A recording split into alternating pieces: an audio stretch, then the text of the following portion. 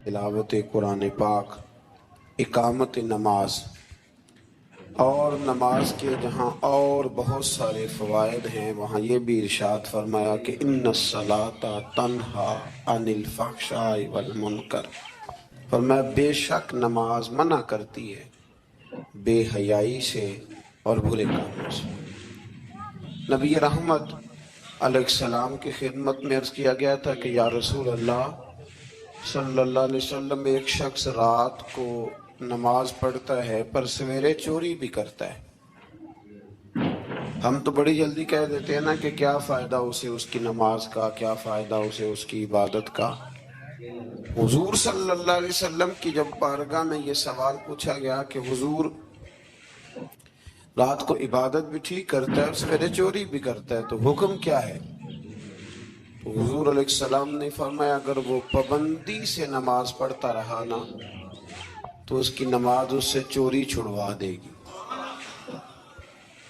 इसलिए कि नमाज बेहयाई और बुरे कामों से रोक देती है। अगर कोई कमजोरियां हैं इंसानी तकाज़ों के तहत तो नमाज की पाबंदी करे। अगर आप नमाज के पाबंद हो गए ना, कुछ वक्त लगेगा तो फिर वो भी सारी कमजोरियां अल्लाह दूर फरमा देगा। शर्त यह है कि इसको पाबंदी के साथ पढ़ते रहें। कुछ दोस्त कहते हैं नमाज में दिल नहीं लगता, तो मैंने कहा न भी लगे तो फिर भी पढ़े। तो मेरा सवाल यह है कि एक आदमी बिल्कुल फारिग है,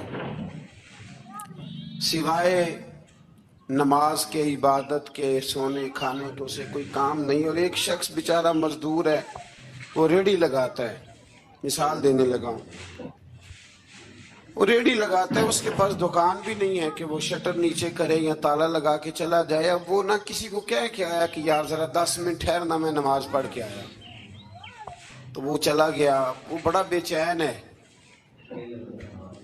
कि मेरी पीछे रेडी भी है, वो बंदा जल्दबाज ना हो जाए, वो निकल ना जाए, वो मेरे थोड़ा सा मेरा रास है, 2-4 हज़ार का माल है, गरीब आदमी। नमाज भी उसने पढ़ी, तवज्जो उसकी पीछे लगी रही।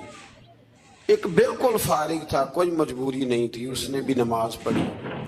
आप ये बताइए कि ज्यादा हिम्मत किसने की? उसका तो दिल ही नहीं लगा नमाज में, रेडी की फिक्र थी, लेकिन हिम्मत ज्यादा उसने की, इसलिए कि उसकी मजबूरी है, उसके लिए आजमाइश पीछे खड़ी है, तैयार है। दवाई खाने में दिल लगता है, क्यों कहते हो दिल ही नहीं लग रहा आपका? खुदा ना खास्ता खाकम बदन, अल्लाह हम सबको माफ फरमाए, अगर बच्चे का ऑपरेशन कराना पड़ जाए तो दिल करता है, क्यों कराते हो? उसके लिए जरूरी है। तो भाई ये फलसफा ही गलत है कि मेरा दिल नहीं लगता था तो मैंने छोड़ दी। दिल तो कई दफा इंसान का दुकान पे भी नहीं लगता, बेच दोगे। नहीं दिल करता काम पे जाने को तो रिजाइन कर दोगे। तो ये तो बिल्कुल सिरे से बात ही बड़ी अजीब है। हाँ, दिल लगना चाहिए, नमाज से दिलचस्पी होनी, लेकिन न भी लगे तो हमको दिल के लिए नमाज नहीं पढ़ रहे, रब के लिए नमाज पढ़ रहे। हाँ, ये बात समझ ली, नमाज दिल के लिए नहीं, नमाज वो देखे ना, एक साहब कहते हैं जी मैं 5 नमाजें पढ़ता हूँ तो रोजी में बरकत फिर नहीं होती। तो मैं कहता हूँ इबादत करते हो कि तिजारत करते हो? पैसे कमाने गए थे, पैसे कमाने गए थे कि नमाज पढ़ने गए? तो नमाज आपको बेहयाई और बुरे काम से रोक देगी, पर शर्त यह है कि नमाज की पाबंदी करे और हर वक्त पढ़े और थोड़ी सही करके पढ़े। मतलब नमाज पढ़ी जाती है, एहतमाम नहीं होता, यानी लोग भाग के वुजू करते, फटाफट आते, भाई आज हो गया है। बड़ी जो बंदा गाड़ी भगा के लाहौर पहुंचना चाहे तो वो 15 मिनट जल्दी पहुंच सकता है, 1 घंटा पहले पहुंच सकता, मुमकिन नहीं मेरे अजीज, वो हो नहीं सकता। जल्दी नमाज पढ़ने से आप क्या कर लेंगे? सही करके पढ़े, सोनी करके पढ़े, तसल्ली के साथ पढ़े, ठंडे दिल के साथ पढ़े, मतलब नमाज पढ़े तो फिर मजा आए। इमाम आजम का एक पड़ोसी है, तो वो कहता है कि इमाम साहब ना गर्मियों के दिनों में ना छत पे चढ़ते थे, क्योंकि मेरे घर में औरतें नहीं थी, मर्द ही थे ज्यादा, और मेरा एक बच्चा था छोटा। कहते हैं कि वो छत पे नमाज पढ़ा करते थे, तो वो इतनी देर तक खड़े रहते कि लगता कोई सुतून खड़ा है, रात को सुतून महसूस होता, इतनी देर तक वो तिलावत करते अल्लाह की। बारगाह में खड़े रहते। तो फरमाते जब उनका इंतकाल हुआ तो मेरा बेटा कहने लगा कि अब्बा जी पड़ोसियों की छत पे जो खंबा था, जो सतून था, वो कहाँ गया? तो कहता मैं रो पड़ा। मैंने कहा बेटा वो सतून और खंबा नहीं था, वो तो अबू हनीफा था जो अपने रब के हुजूर खड़ा रहा करता था। तो दिलचस्पी पैदा करें। अल्लाह ताला हमें रमजान के बाद भी पाबंदी सलात की तौफीक अता फरमाए। आयत नंबर 46 में अहले किताब से बहस और मुबाहसा और मुजादला के आदाब और उसलूब तबलीग के शाइस्ता और पसंदीदा होने का बयान किया गया। जब आप तबलीग करें तो आपके जुमले बड़े शुस्ता होने चाहिए, साफ सुथरी बात आप करें। कुरान मजीद ने कहा ना उदउ इला सबील रब्बिका बिल हिकमा वल मौइज़तिल हसना, लोगों को अल्लाह की तरफ बुलाओ तो खूबसूरत नसीहत के साथ, हिकमत के साथ और अच्छे अंदाज में। अब तो अल्लाह ताला माफ करे, कभी कभी सोच में पड़ जाते हैं कि ये मतलब क्या हो रहा है। यानी अब मौलवी के नाम के नीचे लिखा है फनी मौलवी, मौलवी के नाम के नीचे लिखा है और उसको देखने वालों की तादाद लाखों में होती है, कहते हैं मौलवी फनी है। भाई आप थोड़ा समझें, मस्जिद में तो जो आदमी ज्यादा हंसता है उसकी कब्र में अंधेरा होता है। आप ये क्या कर रहे हैं? हाँ कोई बात ऐसी आ जाती थी तो अल्लाह के नबी भी मस्जिद में मुस्कुराते थे, हुजूर भी मुस्कुराते थे, सहाबा भी मुस्कुराते थे। और सहाबा कहते हैं हुजूर जब मुस्कुराते थे तो दांतों से नूर निकलता था, मस्जिद नबी की दीवारें भी चमक उठती थी। लेकिन ये मतलब मौलवी को इसलिए बुलाना कि वो लतीफे सुनाएगा, वो तंज़ो मिज़ाह की बात करेगा। तो आपने क्या फर्क रखा मस्जिद में, अल्लाह के घर में और दीगर जगहों पे? आप जरा समझिए इस बात कि वही बात जो कुरान ने कही कि लोगों ने दीन को खेल तमाशा बना लिया है, माज़अल्लाह लोगों ने खेल तमाशा समझ लिया है। तो किस तरफ मतलब कौम लग गई है और बड़ा बड़ा उरूज है और बड़ी बड़ी बातें हैं, बीच में है क्या कि लतीफे सुनाए जा रहे हैं और दास्तान सराई हो रही है और कहानियां हो रही हैं और कौम है कि वो उस पर लगी हुई, अच्छी नसीहत, खूबसूरत जुमले। मेरे रसूल करीम अलैहिस्सलाम के गुलाम कहते हुजूर जन्नत का जिक्र करते थे तो यूं लगता था हम जन्नत की सैर कर रहे हैं। हुजूर दोज़ख की बात करते तो हमारे खौफ से रोंगटे खड़े हो जाते और हुजूर क़यामत का जिक्र करते तो यूं लगता कि निकल के बाहर जाएंगे तो क़यामत आ जाएगी। ये अंदाज था हुजूर का बात करने का। तो लिहाजा बड़ी शुस्ता, बड़ी साफ सुथरी और बड़ी मीठी और बड़ी ठंडी बात करें। दीन की बात जब आप करें तो फिर उसमें हुस्न छलके। आम आदमी और दीनदार आदमी के लबो लहजे में फर्क होना चाहिए, उसे समझना चाहिए। अल्लाह तौफीक अता फरमाए। रसूलुल्लाह सल्लल्लाहु अलैहि वसल्लम की सिफात में से एक सिफत नबी उम्मी होना भी है। उम्मी का माना आला हज़रत ने फरमाया बेपढ़ा हुआ, इसने दुनिया में किसी से पढ़ा ना हो, यानी आपने रस्मी तौर पर लिखना पढ़ना नहीं सीखा। इसमें भी अल्लाह ताला की बेपनाह हिकमत है कि हुजूर ने दुनिया में आके पढ़ना लिखना नहीं सीखा। आयत नंबर 48 में फरमाया कि आप नुज़ूल कुरान से पहले कोई किताब नहीं पढ़ते थे। ये बड़ी अनोखी बात का जरा समझिए, ये भी मेरे नबी की शान है। हुजूर ने कुरान के नाजिल होने से पहले रब फरमाता है कोई किताब पढ़ी नहीं, कोई किताब हुजूर ने पढ़ी नहीं। लेकिन हुजूर तौरात की बातें भी बताते थे, इंजील और ज़बूर की बातें भी बताते थे, वो नहीं पढ़ा हुजूर ने। और ना ही नबी पाक अलैहिस्सलाम दाएं हाथ से लिखते थे, लेकिन हुजूर का लिखना बहरहाल साबित है। बाद में नबी पाक का बतौर मोजज़ा लिखना साबित है, अहादीस मुबारका से साबित है। लेकिन हुजूर अलैहिस्सलाम ने ना कोई किताब पढ़ी, ना दुनिया में हुजूर किसी के शागिर्द हुए। अर्रहमानु अल्लमल कुरान, रहमान फरमाता है मैंने खुद उन्हें कुरान सिखाया है। हुजूर ने अपने रब से सीखा, डायरेक्ट अल्लाह के शागिर्द है मेरे नबी करीम। और या अल्लाह क्या सिखाया, क्या सीखा? तो फरमाया वअल्लमक मा लम तकुन तअलम, महबूब जो नहीं जानते थे रब ने सारा ही सिखा दिया है। लोग पूछते हैं आपके उस्ताद का नाम क्या है? जितना बड़ा उस्ताद हो शागिर्द का इल्म भी उतना बड़ा होता है। तो नबी पाक ने अल्लाह से सीखा है। अब आप अंदाजा कर लें कि अल्लाह ने क्या क्या इल्म मेरे रसूल को सिखाया है। तो नबी उम्मी का माना है बेपड़ा हुआ। आयत नंबर 50 से कुफार के मोजज़े की फरमाइश के जवाब में फरमाया कि कुरान मजीद से बढ़कर मोजज़ा और क्या हो सकता है, इसके अलावा क्या मोजज़ा मांगते, ये बहुत बड़ा मोजज़ा है। आज़ाब के मुतालबे पे फरमाया कि इसका एक वक्त मुकर्रर है, वो वक्त पे आएगा, किसी के कहने पर नहीं आएगा। आयत नंबर 56 में मोमिन बंदों को फरमाया जा रहा है कि जिस सर जमीन पर अल्लाह तबारक व तआला की रज़ा के मुताबिक जिंदगी गुजारना मुश्किल हो तो अल्लाह ताला की इबादत की खातिर वहाँ से ऐसी सरजमीन की तरफ हिजरत कर जाओ जहाँ तुम बेखौफ व खतर अपने रब की बंदगी कर सको। हिजरत करने का हुक्म दे दिया अगर कहीं खुल के इबादत करने का मौका मुयस्सर ना हो। मेरा ख्याल है कि दुनिया में शायद ही कोई ऐसा खिता हो जहाँ खुल कर इबादत करने का मौका मुयस्सर। मैंने बरतानिया में एक मदीना मस्जिद देखी, बहुत बड़ी वसी मस्जिद। तो मैंने एक जुमा वहाँ पढ़ाया, तो जुमे के बाद हम नमाजियों के बीच बैठे। मैंने कहा आपने बड़ी शानदार मस्जिद बनाई। तो वो कहने लगे कि यहाँ की हुकूमत ने हमारे साथ ताउन किया। आप हैरान होंगे मेरी बात सुन के।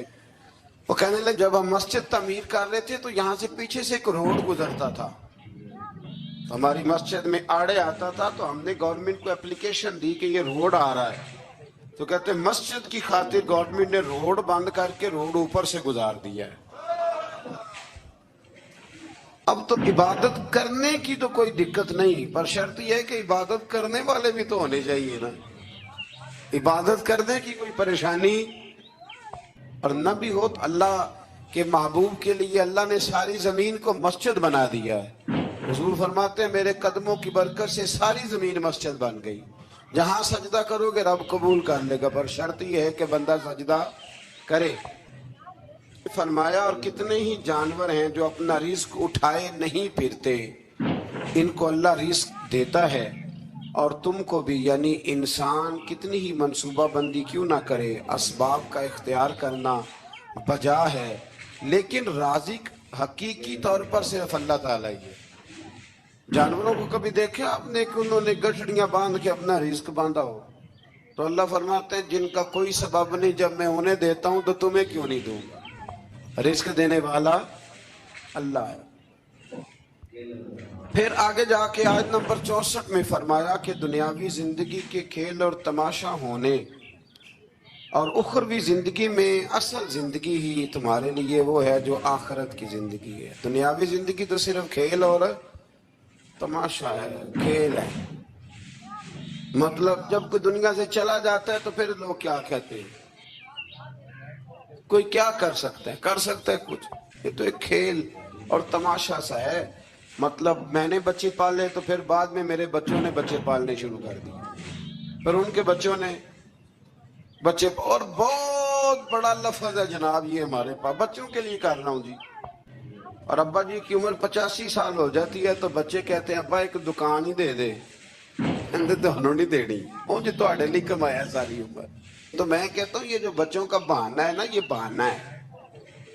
बैंक बैलेंस अपने नाम का, मकान अपने नाम, गाड़ी, और रोज कहता क्या है, और भाई मैं ये कह रहा हूँ कि ये बहाना है। बच्चों के लिए है, बिल्कुल ठीक है, लेकिन बच्चों के काम तो आएगा ना हमारे जाने के बाद। आज तो मालिक और वारिस हम ही है ना, इसलिए थोड़ा निकले इस खेल तमाशे से, उस आखिरत की भी फिक्र करें। इमाम ज़ैनुल आबिदीन घर में नमाज पढ़ रहे थे तो आग लग गई, लोग बुझाते रहे, इमाम साहब नमाज पढ़ते रहे। नमाज के बाद लोगों ने कहा हुजूर हम आग बुझा रहे थे, आपने तवज्जो ही नहीं की। फरमाया तुम दुनिया की बुझा रहे थे, मैं कयामत की बुझा रहा था, मैं दोज़ख की आग बुझा रहा था। उधर भी थोड़ी तवज्जो करें, अल्लाह तौफीक अता फरमाए। आगे फिर सूरह रूम शुरू होती है। सूरह रूम की आयत नंबर 9 से अल्लाह ताला ने बताया है कि लोगों को अपनी मादी कुव्वत और ताकत पर इतरा कर अल्लाह अज़्ज़ा व जल्ला की गालिब कुदरत को भूल नहीं जाना चाहिए।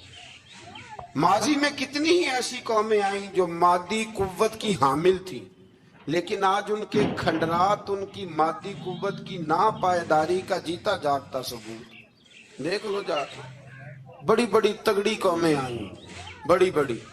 यहाँ कब्र है ना शाहदरे में बादशाह की, कितने कितने बड़े बादशाह हैं जो लेटे हुए हैं, लेकिन को जाता है पूछने।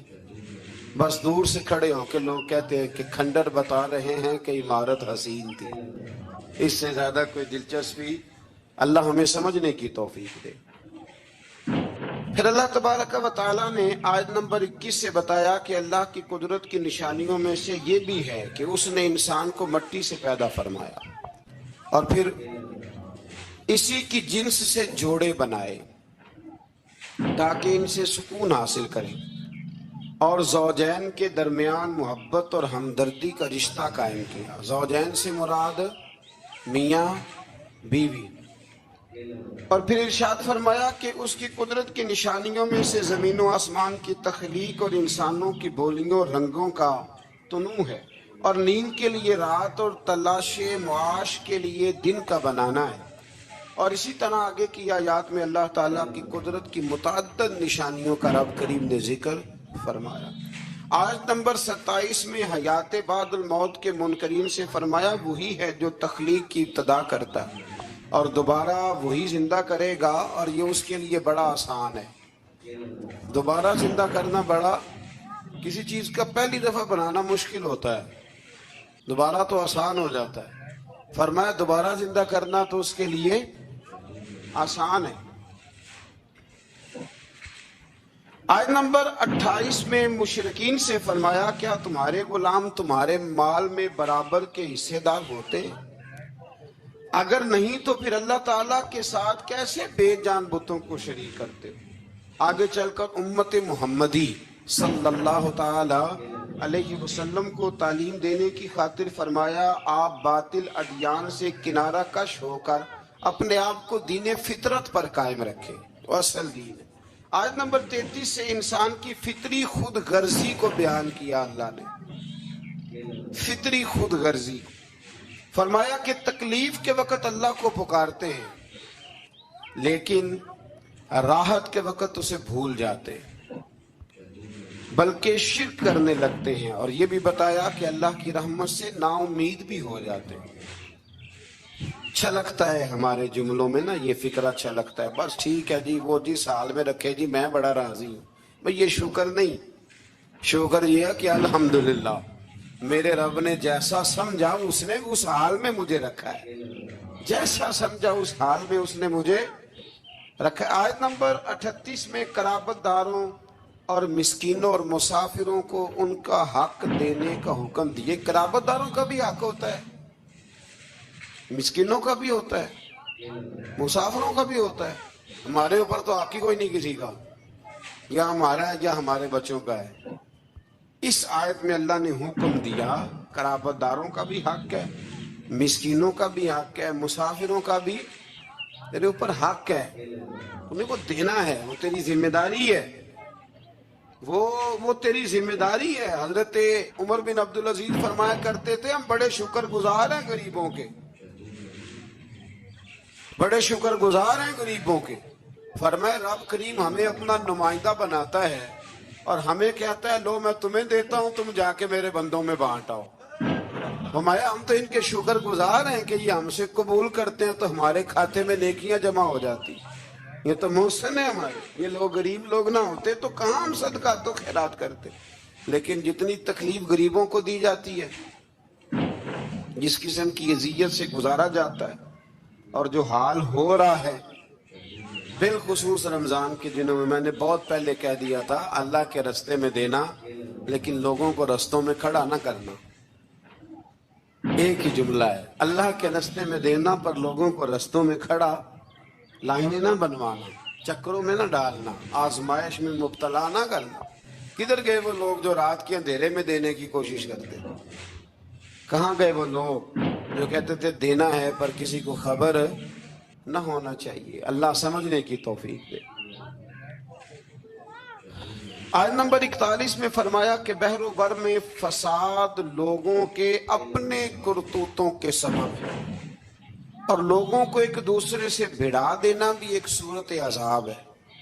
फरमाया जब तुम बहरो बर में فساد کرتے ہو تو پھر تمہارے درمیان اختلافات ہو جاتے ہیں. یہ ایک عذاب ہے. بھائی کی بھائی سے ناراضگی عذاب نہیں. بچے اگر کسی جگہ جا کے ماں باپ کی شکایت کریں کہ وہ بڑے بھائی کے بچوں سے زیادہ پیار کرتے ہیں تو یہ عذاب نہیں. یعنی بیٹا اگر کسی جگہ بیٹھ کے پنچایت میں اپنے باپ کے خلاف دلائل دے تو یہ عذاب نہیں. فرمایا اب تم فساد کرتے ہو پھر اس عذاب سے دوچار ہوتے. اللہ سمجھنے کی توفیق دے. تو میرے عزیز سمجھیے اس بات کو کہ قرآن مجید ہماری کس طرح تربیت کرتا ہے. آیت نمبر 46 میں اللہ تعالیٰ نے بارش کے نظام کو اپنی قدرت کی نشانی کے طور پر بیان فرمایا. کتنی سخت گرمی ہوتی ہے اور جب بارش ہو جائے تو فرمایا یہ بھی میری قدرت کی نشانی ہے. آیت نمبر 54 میں انسانی وجود سے اپنی وحدانیت پر استدلال فرمایا کہ کمزوری کی حالت میں انسان کی پیدائش، پھر قوت کے بعد پھر کمزوری اور بڑھاپا، یہ سب حالتیں اللہ تعالیٰ ہی طاری کرتا ہے. آیت نمبر 55 میں مجرموں کو اس بات پر قسمیں اٹھانے کا ذکر ہے کہ وہ دنیا میں صرف پل بھر رہے تو ان سے سخت محاسبہ کیوں کیا جا رہا ہے. اللہ تعالیٰ فرمائے گا جھوٹ بولنا ان کی پرانی عادت ہے. جب قیامت میں اللہ تعالیٰ مجرموں کو حساب لے گا تو کہیں گے یا اللہ ہم تو تھوڑی دیر کے لیے تو گئے تھے، وہ پل بھر کے لیے گئے تھے، جھوٹ بول دیں گے. تو اللہ فرمائے گا یہ تو تمہاری پرانی عادت ہے. یہ پرانی عادت ہے مجرم کی کہ مجرم کیا کرتا ہے؟ جھوٹ بولتا ہے. نماز کیوں نہیں پڑھتے؟ کہتے کپڑے نہیں پاک. آؤ پھر ہوٹل پہ کھانا کھانے چلے تو کہتا ہے میں ذرا بدل کے آیا. یعنی مجرمانہ سوچ ہے نا، غفلت کی سوچ. اور پھر اس پر دلائل دینا. یعنی آپ کسی سے پوچھے نماز پڑھتے ہو، کہتے ہیں حضرت صاحب جھوٹ نہیں بولنا، میں فجر کی پڑھتا ہوں باقی نہیں پڑھتا. میں نے کہا بڑا سچا ہے بھائی تو، یعنی میں جھوٹ نہیں بولتا. خدا کے بندے اتنی ٹھٹائی سے تو بات کر رہا ہے، اتنی ٹھٹائی سے. اور ایک بات آپ کو بڑی ذمہ داری سے عرض کرنے لگا ہوں، ذرا میری بات کو سمجھنا. اگر آپ 4 دن مسلسل گھر نہ جائیں، آپ کی بیوی شور کرتی ہے کہ نہیں کرتی؟ یہ ویسے بھی غیر اخلاقی بات ہے. آپ کی ذمہ داری نہیں ہے آپ کا گھر. تو 4 دن مسلسل آپ باہر جائیں بغیر کسی وجہ کے تو شور اٹھتا ہے کہ نہیں؟ اگر ابا جی آپ کہہ رہتے ہیں نا سعودی عرب میں تو وہاں بھی فون چلا جائے گا. ان کو سمجھائیں 4 دن سے گھر نہیں. تو 4 دن گھر نہ جائے تو شور ہوتا ہے اور تو مہینہ مسجد ہی نہیں جاتا. اور پھر تیرے اندر پھر مد و جزر نہ ہو، پھر جوار پھاٹا نہ ہو، پھر ساری نعمتیں موجود ہونے کے بعد تیرا کلیجہ منہ کو نہ آئے، پھر تیرا جگر نہ پھٹے، پھر رات کو تجھے نیند کیسے آئے؟ اس لیے کہ تو نے وہ اپنے اندر کے ساتھ دھوکہ شروع کر دیا. تو وہاں گیا ہی نہیں جہاں سے تجھے 5 وقت آواز آتی ہے، تو توجہ ہی نہیں کی. اس لیے سمجھ لے کہ جو اندر بے چینی ہے اس کا کوئی نہ کوئی سبب ہے. کہیں نہ کہیں تو ہم نے غلطی کی ہے، کسی نہ کسی جگہ تو کوئی معاملہ ایسا ہے. امام مالک رحمت اللہ علیہ کے پاس ایک شخص آیا تو ناجائز پیسے کمایا کرتا تھا. کہنے لگا حضور سکون کوئی نہیں. تو امام صاحب نے ایک جملہ کہا، فرمانے لگے امانتیں امانت داروں کے حوالے کر دے، رب تجھے سکون عطا کر دے گا. وہ بندہ کہنے لگا یہ کیا؟ فرمانے لگے میرے پاس کسی کی امانت ہو تو مجھے نیند کوئی نہیں آتی، تو نے تو یتیموں مسکینوں کی رکھی ہوئی ہے، تجھے کیسے آئے گی؟ جیتے جاگتے آدمی کی امانت میرے پاس ہو تو میں کہتا ہوں یہ چھین نہ جائے، تو نے تو لوٹ مار کی رکھی ہے. اللہ ہمیں سمجھنے کی توفیق عطا فرمائے.